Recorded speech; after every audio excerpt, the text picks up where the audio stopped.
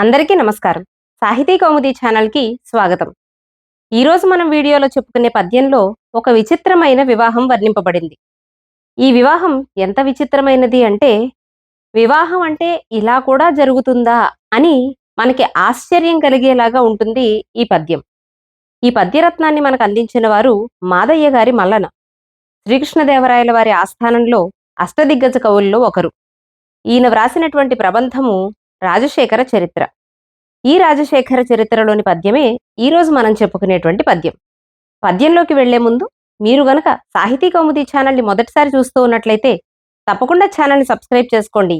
వీడియోని పూర్తిగా చూసి నచ్చితే లైక్ చేయండి. ఇక విషయంలోకి వస్తే, రాజశేఖరుడు రాకుమారుడు, కాంతిమతి రాకుమార్తె. వీరిరువురు కూడా ఒకానొక సందర్భంలో ఒకరినొకరు చూసుకోవడం, ఒకరంటే ఒకరికి ఇష్టం ఏర్పడడం, ఒకరి పట్ల ఒకరు అనురక్తులై ఉండడం జరుగుతుంది. ఈ విషయం తెలిసినటువంటి రాజకుటుంబాలు వారిరువురికి వివాహాన్ని నిశ్చయం చేస్తారు. సరే, వివాహం చేసుకోవడం కోసం రాజశేఖరుడు నగరంలోకి ప్రవేశించాడు అన్న విషయం తెలియగానే నాయిక అయిన కాంతిమతి అంతఃపురం యొక్క సౌధాగ్రానికి చేరుకుంటుంది. అంటే ఎంత పైకి చేరుకుంటే అంత దూరం నుంచి రాజశేఖరుణ్ణి చూడవచ్చు అని నాయిక యొక్క కోరిక. అలా పైకి చేరి రాజశేఖరుడి యొక్క ఆగమనాన్ని, రాకని చూస్తూ ఉంటుంది.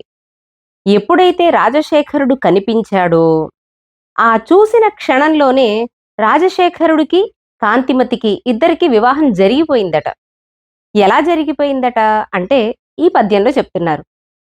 చిలుక పురోహితుండగుచు చెంగటనుండగా సిగ్గు పెందెరల్ తొలగగ త్రోసి బంధుగతి తోరపు కోర్కులు సందడింపగా తలపు లతాంగి కన్నమును తాన కనుంగవదోయిలించి చూపుల తలబ్రాలు పోసే నృపపుత్రునిపై విరహాగ్ని సాక్షిగన్.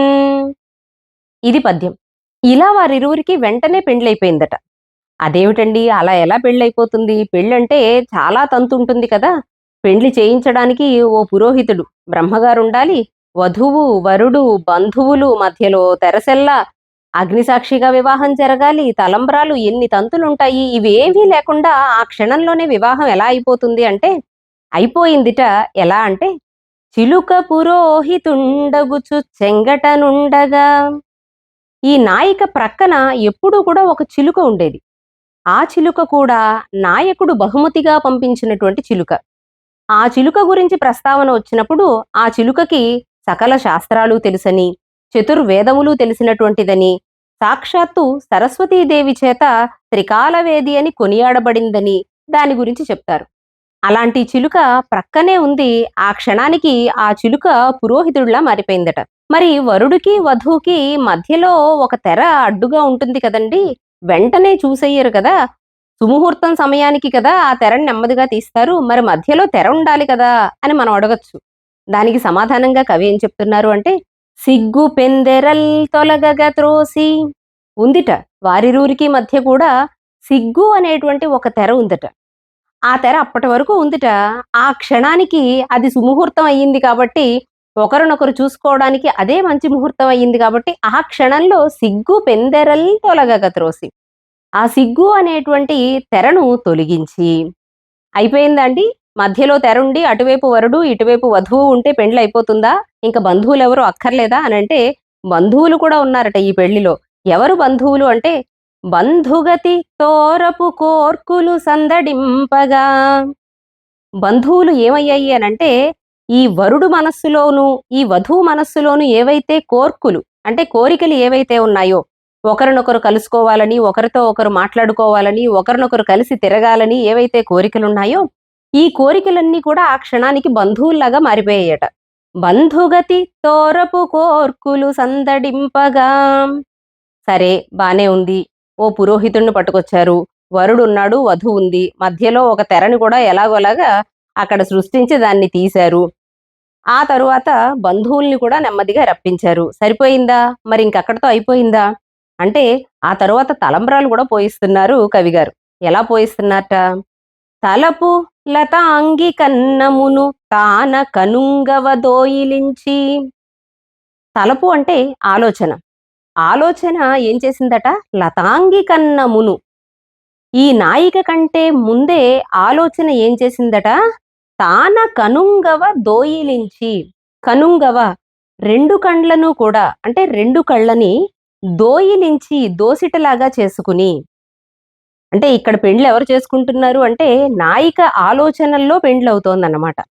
అందుకనే నాయిక కంటే ముందే ఆలోచన పెళ్లి చేసేసుకుందట నాయకుడిని.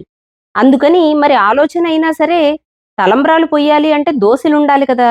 మరి దోసిలి ఎక్కడి నుంచి వచ్చింది ఆ సమయానికి అంటే లతాంగి కన్నమును తాన కనుంగవ దోయిలించి. ఆ నాయిక యొక్క కళ్ళేవైతే ఉన్నాయో వాటినే దోసిళ్ళగా చేసుకుని, సరే బావుంది. మరి తలంబ్రాలు పొయ్యాలి కదా! తలంబ్రాలంటే లోపల ముత్యాలుండాలి కదా! లేదా బియ్యం ఉండాలి కదా! మరి ఏమున్నాయక్కడ అనంటే, ఆ స్థానంలోట చూపుల తలబ్రాలు పోసే. ఏం చేసిందట?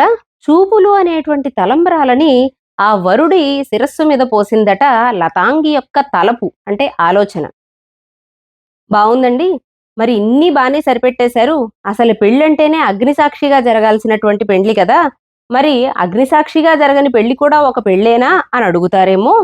అందుకని వెంటనే కవిగారు ముక్తాయింపుగా ఎలా ముగించారు పద్యాన్ని అంటే, చూపుల తలబ్రాలు పోసే నృపపుత్రునిపై. ఆ రాజకుమారుని మీద తలంబ్రాలు పోసింది. ఎలా అంటే, విరహాగ్ని సాక్షిగన్. అప్పటి వరకు ఆవిడ హృదయంలో ఉన్నటువంటి విరహము అనే అగ్ని ఏదైతే ఉందో, ఆ అగ్ని సాక్షిగా ఇరువురి మనస్సులలో ఒకరి పట్ల ఒకరికి విరహం ఉంది. ఆ విరహము అనేటువంటి అగ్నే సాక్షిగా ఉండగా, ఇలా ఈ విధంగా వారిరువురికి వివాహం జరిగిపోయింది అని కవిగారు చాలా చమత్కారంగా చేసినటువంటి కల్పన. పద్యం మరొకసారి చూద్దాం. చిలుక పురోహితుండగుచు చెంగటనుండగా సిగ్గు పెందెరల్ తొలగగ త్రోసి బంధుగతి తోరపు కోర్కులు సందడింపగా తలపు లతాంగి కన్నమును తాన కనుంగవ దోయిలించి చూపుల తలబ్రాలు పోసే నృపపుత్రునిపై విరహాగ్ని సాక్షిగన్. ఇది పద్యం అండి. వివాహాన్ని ఇలా కూడా చేయొచ్చు అనే ఊహ ఎవరికైనా వస్తుందా అనంటే కవులకే సాధ్యం అవుతుందేమో ఇంతటి చమత్కారమైనటువంటి ఊహా కల్పన. పద్యం గనక మీకు నచ్చితే తప్పకుండా వీడియోని లైక్ చేయండి. సాహితీ కౌముది ఛానల్‌ని సబ్స్క్రైబ్ చేసుకోండి. మరిన్ని సాహిత్యాంశాలతో మీ ముందుకు రావడానికి ప్రోత్సాహాన్ని అందించండి.